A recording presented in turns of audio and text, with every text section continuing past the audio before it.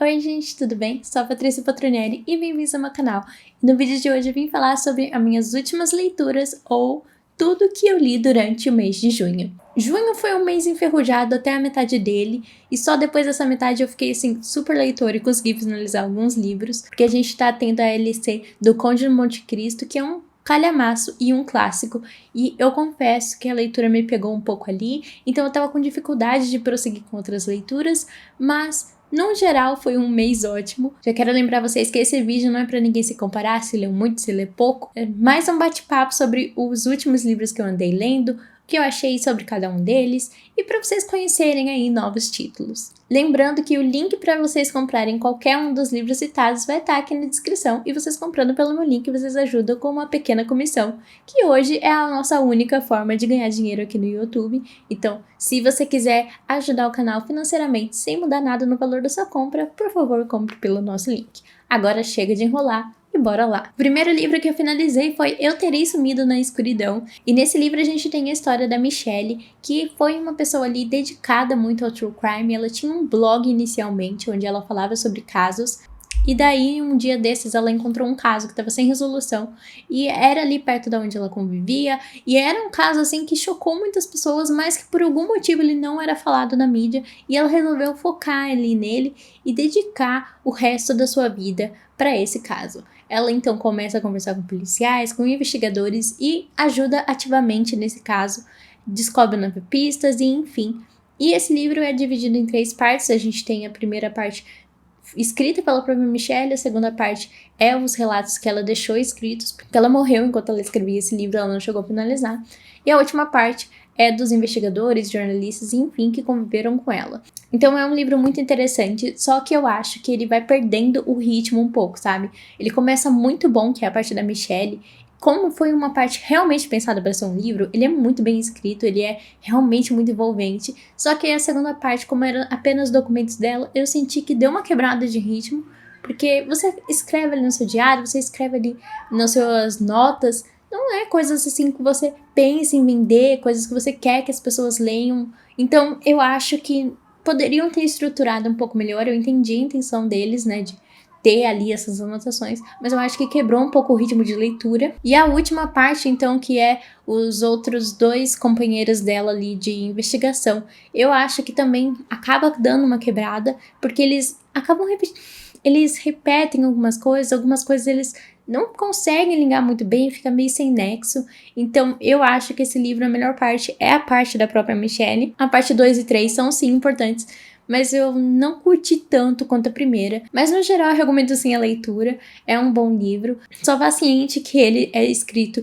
de 3 maneiras diferentes. Eu não esperava isso, então quando eu cheguei no segundo capítulo e vi tudo mudando do que eu conheci ali no primeiro, eu fiquei um pouco chocada, e logo em terceiro eu também fiquei meio desestruturada até eu me localizar. Eu preferia que tivesse sido todo escrito pela Michelle. Lógico, né, que infelizmente não tinha como ela saber que ela ia morrer ali durante o processo. Ah, e uma coisa interessante sobre esse livro é que ele tem a introdução da Gillian Flynn, que é a autora de A Garota Exemplar, Por Lugares Escuros e Objetos Cortantes. Então, se você gosta da autora, tem uma introdução ali dela dedicada a Michelle, porque se eu não estou enganada, ela gostava muito do trabalho que a Michelle realizava. Em seguida ali, Princess Ever After, que é uma HQ da mesma autora de Tears Society, que eu gostei muito e eu fiquei muito curiosa para ler mais coisas da autora. As ilustrações dela assim são lindíssimas e tem disponível no Kindle Unlimited, então eu tava super curiosa para ler mais e aproveitei que eu tava com a assinatura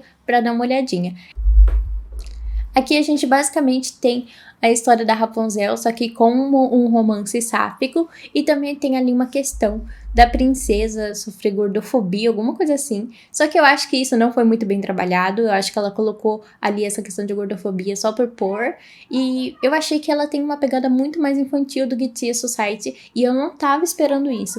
As ilustrações dela são sim umas ilustrações com essa pegada infantil, e talvez por eu ter começado com Tia Society eu não peguei que era essa a essência dela, então eu me frustrei um pouquinho porque eu imaginava que ia ter esse lugar mágico e toda essa atmosfera que a autora sabe trabalhar muito bem, só que eu achei a história bem fraca. Só que eu gostei muito de Tia Society e não queria desanimar ali só com esse segundo contato com a autora. E daí eu fui ler A Corn Love, que também tem no Kindle Unlimited dessa mesma autora. E esse sim, eu gostei muito. Aqui a gente tem toda uma coisa sobre ecologia, sobre como a pesca afeta nossos mares. Tem ali a nossa principal, que ela vive com a tia, se eu não estou enganada, porque a mãe dela morreu. E daí tem toda a questão de magia relacionada ao mar, tem as criaturas marinhas que protegem o oceano, e essa tia dela conhece essas criaturas. Enfim, eu não vou falar muito pra não dar spoiler, porque é uma HQ bem curtinha, mas essa HQ fez meus olhinhos brilharem de novo e eu gostei demais. É bem a pegada de Tia Society que eu tinha visto antes, então eu gostei bastante. Então tem o universo mágico, tem a questão do luto e tem também essa coisa de ecologia. Então tudo isso encaixou muito bem nessa HQ. Então novamente fiz as pazes com a autora. Depois eu li Violeta, da Isabel Allende, junto com o clube de leitura da Alana, do Mais Livros que Amigos. E eu sempre tô recomendando aqui o clube de leitura da Alana e falando pra vocês entrarem. E eu vou fazer isso mais uma vez. Vou deixar aqui o link do canal da Alana para vocês irem lá conhecer e também verem sobre as próximas leituras. No momento que esse vídeo estiver saindo, a gente já tá lendo Delilah Green, Não Está Nem Aí, então provavelmente não tem como entrar agora, mas entra na próxima leitura que com certeza você vai gostar. O clube, assim, é incrível, só pessoa gente boa. E em Violeta a gente tem a história de uma mulher desde quando ela era criancinha até os 100 anos, e a gente acompanha todo esse crescimento dela como pessoa mesmo, desenvolvimento pessoal, como a vida dela vai mudando, as relações familiares, como a política também vai mudando e afetando ela. Eu não posso falar ali o momento político que tá acontecendo, porque eu acho que talvez o YouTube corte, mas é aquele momento de opressão, sabe, que acontece na política e você não tem mais liberdade para falar o que quer. Além disso, a gente também tem abordado não uma, mas duas pandemias, uma que é aquela da gripe e a outra que foi a do Covid-19. Então é muito interessante toda essa questão. Eu gostei bastante dessa leitura. Eu não consegui me conectar muito com a personagem e foi esse o motivo que eu não dei tantas estrelas quanto o livro merecia e não gostei tanto quanto as pessoas gostam e favoritam. Eu acredito, eu até falei no grupo de discussão da Alana, que foi porque eu tinha acabado de sair de uma leitura que abordava também esse sistema político ali de opressão. Então, quando eu fui ler Violeta, eu acho que eu acabei tendo alguns déjà vus durante a leitura. E isso acabou me afetando porque eu não consegui me conectar tanto com os personagens. Mas ainda assim eu gostei bastante da experiência de leitura e gostei demais do livro. E com certeza recomendo sim a leitura. Talvez se eu tivesse lido em outro momento, um pouco mais espaçado desse outro livro que eu já tinha lido sobre o tema, eu teria gostado mais da leitura. Porque eu realmente sinto que foi isso, sabe o que aconteceu? Eu não consegui curti tanto a leitura porque parecia que eu já tava lendo algo que eu já li. Mas, assim, gente, não tem nada a ver esse livro com O Nome da Morte, que é o livro do Júlio. É só essa questão. Só que por eu já estar nesse tema e daí vir por outro por esse tema, não sei. Alguma coisa na minha cabeça deu errado. E, enfim, eu terminei Duna. Esse é calhamaço aqui. Está me acompanhando há um bom tempinho aqui no canal. Acho que tem foto no Instagram do dia que eu comecei ele, mas faz algum tempinho, e eu gostei muito de Duna. Eu comecei lendo o físico, depois eu li o audiobook, depois eu li o físico de novo, então foi aí uma mistureba. Duna é um clássico, né? Então quando a gente lê um clássico, a gente tem que lembrar que ele veio primeiro do que as outras coisas que a gente vê hoje em dia. Levando isso em consideração, com certeza ele é muito inovador e com certeza ele está muito à frente do tempo dele. Só que hoje em dia, como a gente já viu esse tema ser retratado assim diversas vezes, eu sinto que ficou um pouco cansativo para a quantidade de páginas que ele tem. Assim, ele é um livro muito fluido, eu li ele muito rapidinho, assim, em comparação ao tamanho dele e que eu tava lendo outras coisas ao mesmo tempo. Só que eu acho que realmente, por eu já ter lido ou assistido coisas parecidas, eu diminuiria um pouco a quantidade de páginas dele. E mesmo tendo essa quantidade de páginas que eu acho que poderia ter sido reduzida, eu gostei muito dele e vou estar lendo aí, eu acho que no momento desse vídeo eu já tô lendo o segundo volume, porque eu tô muito curiosa. Muita gente fala que vale a pena ler os 3 primeiros, os outros não vale tanto a pena assim. Eu não me recordo quais que foram o Frank que escreveu, qual que foi o filho. Eu sei que assim, Duna tem, eu acho que quase 20 livros, e cada pouco, assim, foi passando geração por geração. Não foi a mesma pessoa que escreveu, o Frank só escreveu alguns. Então eu vou me informar direito sobre isso. Vou ler só os que o Frank escreveu mesmo, porque eu não tenho interesse de ficar muito tempo nesse universo. Até porque eu acho que quando vai passando, assim, de outras gerações, que pessoas que não originaram o conto, acaba perdendo um pouco a essência da história inicial. Depois eu li Chef Kiss, e esse livro tem, assim, essa capinha toda fofinha, e dá uma vibe de romance até pelo nome. Só que assim, gente, eu achei totalmente diferente do que a capa entrega, e isso me surpreendeu muito positivamente. Esse livro tem uma vibe ali meio cômica, meio engraçada, e ao mesmo tempo nos faz refletir sobre diversos assuntos importantes. Aqui nessa HQ, a gente vai ter nosso protagonista. Nessa HQ, a gente vai ter nosso protagonista se mudando ali com seus amigos para uma república, para enfim começar a universidade. Todos eles ali já estão com empregos prontos, mas o nosso protagonista não. E ele se vê ali no embate, ele tenta entrar na área dele, que é ser escritor, ele ama escrever e sempre quis trabalhar disso, desde que ele escrevia no jornal da escola. Só que todo lugar que ele vai precisa de anos e anos de experiência, uma experiência que ele não tem, a não ser com o jornal. Cada não que ele recebe, ele fica mais nervoso, e como não bastasse essa frustração de pensar que ele nunca vai conseguir esse serviço e que ele sempre vai ficar dependendo dos pais, os seus pais também ficam pressionando ele o tempo todo por meio de mensagens e ligações, até que o nosso protagonista pensa, eu vou conseguir um trabalho em qualquer área. Daí ele tenta em um, tenta em outro e não consegue, e ele até fala, eu vou tentar, quer saber, como lixeiro, e nem como lixeiro ele consegue, porque também precisa de experiência. Daí ele sai andando na rua pensando como é que ele vai fazer para pagar as contas dele, quando ele enfim vê uma placa num restaurante falando que precisa de pessoa ali pra estar cozinhando e que não precisa de experiência. Ele, desesperado, arranca aquele panfleto da porta pra ninguém mais ver, a não ser ele, e já vai se cadastrar pra entrevista. E bom, eu não posso falar mais do que isso, porque senão eu acho que vai ser spoiler. Por ser uma HQ, não posso me alongar demais pra não entregar muito da história. Mas fiquem sabendo que o foco dessa história não é o romance, como dá a entender a capa e como dá a entender o título. Tem sim ali nossa pitadinha de romance, mas o foco é muito mais no crescimento desse nosso protagonista, dele se descobrindo como pessoa e como profissional.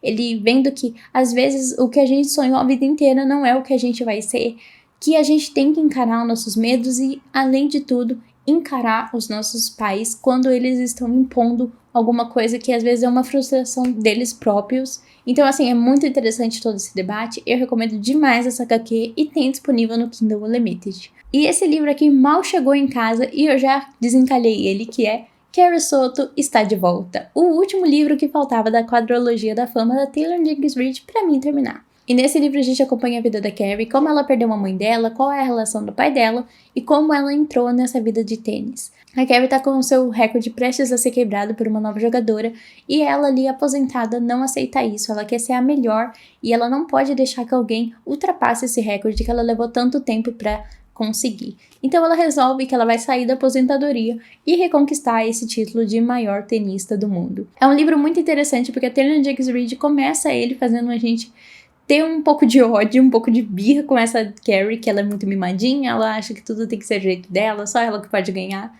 E aos poucos ela vai conquistando a nossa empatia. A Taylor consegue fazer a estrutura desse livro, a maneira que ele é escrita, para que realmente aos poucos você comece a entender a personagem e começa a criar laços com ela. Eu gostei muito dessa leitura, não é meu favorito ainda da Taylor, o meu favorito ainda é Malibu Renasce e depois Daisy Jones and the Six, mas ainda assim foi uma leitura muito gostosa de fazer. Eu acho que eu peguei ele em menos de uma semana e terminei, só não terminei em um dia, porque eu tinha outras coisas pra fazer, mas esse é super um livrinho assim que dá pra você sentar e ler de uma vez. A Taylor Jenkins Reid realmente domina a escrita nesse quesito aqui da quadrologia da fama. Ela realmente sabe como fazer o leitor ficar vidrado e, né, tem aquele toque de fofoca que a gente gosta, tem essa coisa de famosos, os podres dele, e são pessoas reais, sabe? Não é todo mundo perfeitinho. Todo mundo tem a lista de defeitos, que são os pontos fortes das obras da Taylor. Eu realizei algumas marcações nesse livro, não sei se vocês vão conseguir ver. Foi realmente assim, uma leitura muito gostosa de estar realizando. E eu queria mais dessa coisa de fama da Taylor Jenkins Reid. Uma pena que eu acho que ela não vai mais escrever sobre o assunto. Mas eu queria muito, sério. Eu amo essas histórias que envolvem famosos. Se vocês tiverem recomendações de livros que envolvem famosos, por favor, deixe aqui nos comentários. E por último, eu li o mangá Tokyo Killers. Esse daqui eu ganhei da página de Geoterp. Eu vou mostrar. Eu tenho que tomar um pouco de cuidado como que eu vou mostrar, porque essa HQ é definitivamente uma HQ / mangá. de mais de 18 anos. Assim, gente, sério, tem que ser mais de 18. Eu não imaginei que era tão pesado assim. Essa aqui é a capa dela e aqui é a jacket. Quer dizer, é o contrário, né? Essa daqui é a capa e essa daqui é a jacket. Mas, enfim, é uma HQ belíssima, é muito bonita os desenhos dela, eu gostei muito do traço. E é um mangá de contos, então a cada capítulo ali a gente tem um protagonista, uma história acontecendo. Eu nunca tinha lido uma HQ/mangá de contos, então foi uma experiência muito interessante. E o mais interessante esse autor não conhecia basicamente nada sobre o Japão, ele tinha aquela visão estereotipada, ele foi, eu acho que uma vez só pra lá, e ele resolveu escrever um mangá sobre as pessoas ali do Japão, assim, não sobre as pessoas, né, porque não é um mangá sobre a cultura japonesa, mas é um mangá que se passa no Japão e tem ali com base assassinatos, mortes, enfim. E quando um amigo dele leu esse roteiro que ele tinha escrito, falou, você precisa achar um mangaka pra escrever isso em forma de mangá e ver as reações dos japoneses lendo essa versão aí que você acha que é do Japão. Então ele vai lá, faz exatamente isso e pra nossa surpresa e pra surpresa dele, esse mangá, assim, fez uma fama muito doida.